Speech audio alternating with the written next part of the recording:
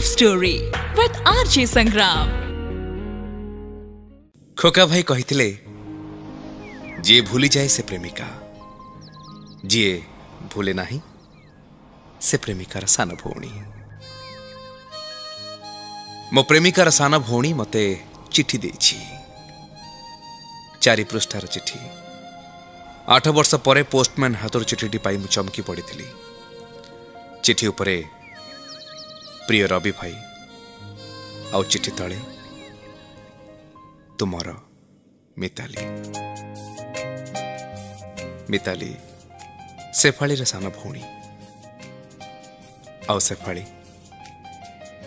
जहाँ पे दिने मु हजिथिली कदम्ब बनरे, ज्योत्स्नार राति रे, कुहुड़ीर बन्यारे। आज भी मने अच्छी सही प्रथम देखा, से प्रथम पुलक। शेफाली ताको देखिली बनमालीपुर गाँव से बस स्टॉप रे। बनमालीपुर मो बड़ भौणीर शाशुघर गाँ। मु प्रथम थर जाइतिली एकुटिया एक अचिन्हा गाँ को। मने अच्छी मोर ग्रेजुएशन सेकेंड ईयर परीक्षा सरीथिला। मु 4टा बेलू बस ओह्लैली से अचिन्हा गाँ रे। सामनारू आसुथिले 5-7 जन कॉलेज पढ़ुआ झील। पिंधिथिले मरून कलर संबलपुरी धड़ीथिबा सालवार। बोधवे से मानकर कॉलेज यूनिफॉर्म। से मानक भितरे किंतु जणे बारी ही जाउथला। हंस मानक भितरे राजहंसी, गोलाप भितरे रक्त गोलाप, तारा भिड़रे जह्न। मु पचारि देली सुधाकर मिश्रଙ୍କ घरटा कहीपरिवे? से माने पिक करी हसी देले। मु मने मने चिड़ी गली। निजको आउ थरे देखिली। निज पैंट चेन चेक करने को भी भूलिनी। किछि तो नहीं हसला परी। हसले कहीं से भितर जड़े कहला, आम पछरे आस, आमे पहुंचे दबु सुधाकर मिश्रଙ୍କ घरे। मु चलिली से पछरे, किंतु दृष्टि जनक उपरे सेई राजहंसी। आमे गाँव साई पर साई चलने को लगी। जनक पर जणे, जनक पर जणे झिया बाय करी विदाय नौथिले। आउ शेष रहीगला राजहंसी आउ तार प्रधान सखी। किछि समय परे से प्रधान सखी भी विदाय नेले। आ गला बेले कहीगले, शेफाली आपण को सुधाकर मिश्रଙ୍କ घरे पहुंची दब। मु जानिली से राजहंसीर ना शेफाली। मु कहली, हाय शेफाली। शेफाली टिके हसी दे कहला, हाय, मो ना संपर्क मिश्र, आउ डाक ना रवि। शेफाली कहला, सुधाकर मिश्र मोर बड़ बापा। एबे बुझिगली, मो नानी ससुर झियारी एही सुंदरी, आउ ता ना शेफाली मिश्र। बाकी रास्ता तक बहुत जल्दी कटिगला। नानी घर पड़िशा घर थिला शेफाली घर। आउ से दिन राति रे खाई बसिथिलु मु, भाईना आउ नानी ससुर सुधाकर मिश्र। हठात गोटे झीर स्वर शोभिला, भाउज भाउज। सुनिली तम घर को जड़े हैंडसम कुणिया आसी। एतिकी कही से जेतेबेले भुस्किना पसी आसिला, सामनारे आम समस्तंको देखी जीभ कामुड़ी देला। हाँ कहला, इलो मालो। मु देखिली से झील को, भाभी शेफाली ही थिबो, किंतु शेफालीर जेरक्स कॉपी। 14-15 वर्षर झीलटे, बोधे ता सान भौणी। सुधाकर मौसा पाटी कले, हईला हुंडी कहीं चिल्लाउछु? से झीलटी कहला, नाई मो बड़ बापा, तम घर को किए कुणिया आछंती तो, तेणु बहु चिंगुड़ी तरकारी पठेइछि। सुधाकर मौसा कहले, हौ आउ बक बक होना, देठी। झीलटी चिंगुड़ी तरकारी रखिदे सीधा पशिगला रोसई घर को। हाँ, नानी सह कौन सब बकर बकर होतला किछि स्पष्ट शुभु नथिला। मो हाथ धोइबा को गली रोसई घर को। सेठी झीलटी मो आड़ को हाथ बढ़ाई कहला, हाय हैंडसम, आई एम मिताली। ମୁଁ ତାକୁ କହିଲି ହାଇ ସ୍ୱିଟ୍ ଗର୍ଲ। ସେ ହସିଦେଲା ଆଉ ମୋ ଗାଲରେ ହାତ ମାରି ଟିକେ ଚିପି ଦେଇ କହିଲା you are also so sweet. ଚିଙ୍ଗୁଡ଼ି ତରକାରୀ କେମିତି ଲାଗିଲା? ବହୁତ ଟେଷ୍ଟି। ତମେ କରିଥିଲ? ସେ କହିଲା ନା ନା ନାନୀ କରିଥିଲା। ସତରେ ଖୁବ୍ ଭଲ ଲାଗିଥିଲା ସେ ଚିଙ୍ଗୁଡ଼ି ତରକାରୀ। ଆଉ ସେଦିନ ରାତିରେ କାହିଁକି କେଜାଣି ମୋ ଆଖିକୁ ନିଦ ଆସିନଥିଲା। ସବୁ ନିଦକୁ ଭସେଇ ନେଇଥିଲା ସେ ପାଣି। ମତେ ଲାଗୁଥିଲା ପ୍ରଥମ ଦେଖାରେ ମୁଁ ଯେମିତି ତାକୁ ଭଲ ପାଇ ବସିଛି।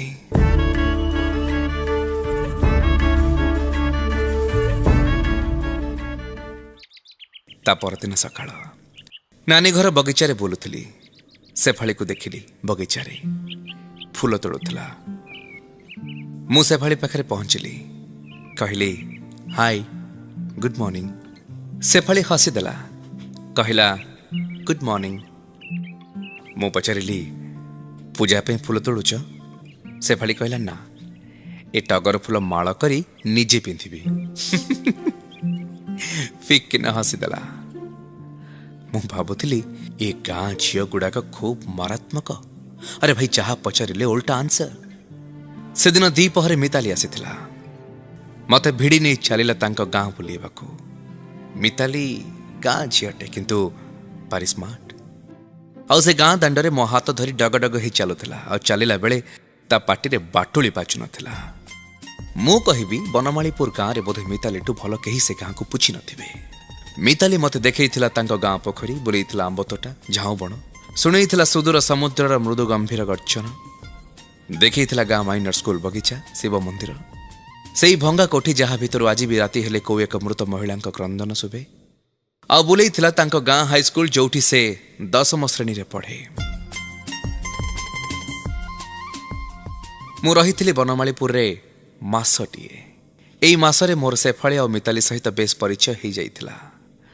ମୁଁ ସେଫାଳିକୁ ଭଲ ପାଇ ବସିଥିଲି, କିନ୍ତୁ ସାହସ ହଉନଥିଲା ପ୍ରପୋଜ କରିବାକୁ। ଯଦି ସେ ମନା କରିଦେବ କି କାହାକୁ କହିଦେବ, ନାନୀ ଶ୍ୱଶୁର ଘର କଥା, ମୋ ଇଜ୍ଜତର ପାର ବାଜିଯିବ। ଶେଷରେ ସାହସ କରି ଚିଠିଟିଏ ଲେଖିଲି ସେଫାଳି ଉଦ୍ଦେଶ୍ୟରେ, ଭଲ ପାଇବାର କଥା। ଆଉ କହିଥିଲି ଯଦି ସେ ମୋ ଭଲ ପାଇବାକୁ, ମୋ ପ୍ରେମକୁ ଗ୍ରହଣ କରେ, ଶିବ ମନ୍ଦିରର ଦକ୍ଷିଣ ପାର୍ଶ୍ୱରେ ଅମୁକ ସମୟରେ ଆସି ଦେଖା କରିବ, ମୁଁ ଅପେକ୍ଷା କରିଥିବି।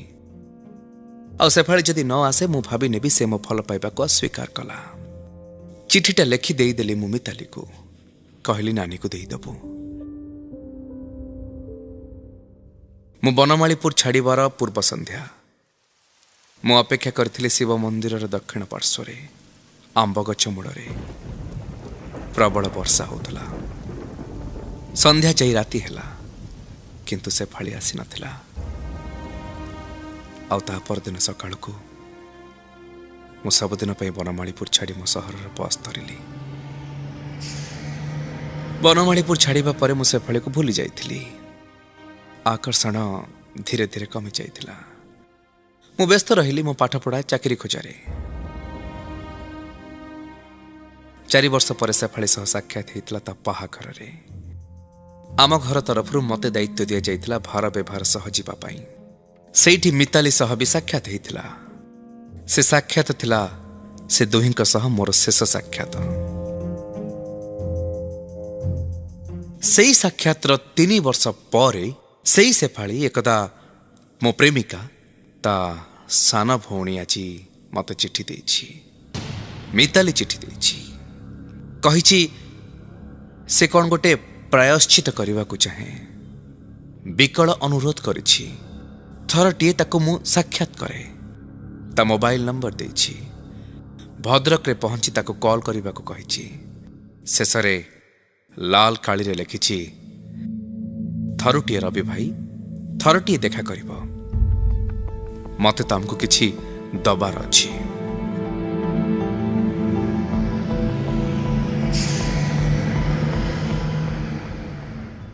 ମୁଁ ତା ପରଦିନ ଯାଇ ପହଞ୍ଚି ଯାଇଥିଲି ଭଦ୍ରକରେ ସକାଳ 10ଟାରେ। କଲ୍ କଲି ମିତାଲିକୁ। मिताली गोटे नर्सिंग होम आड्रेस देला। मु आश्चर्य हेली, नर्सिंग होम रे मिताली कौन करुछि? बोधु चाकरी करथुबो। सुनिथिली से नर्सिंग ट्रेनिंग नहीं सारी। किंतु मिताली को देखिली 102 नंबर बखरार बेड्रे शय्याशायी अवस्था से मत देखि विहलित हो गला। मु ता पाखरे आसी बसिली। मिताली कौन है तोर? बस रवि भाई बस, सब कहबी। मोर आशा नथिला तमे आसीबो बोली।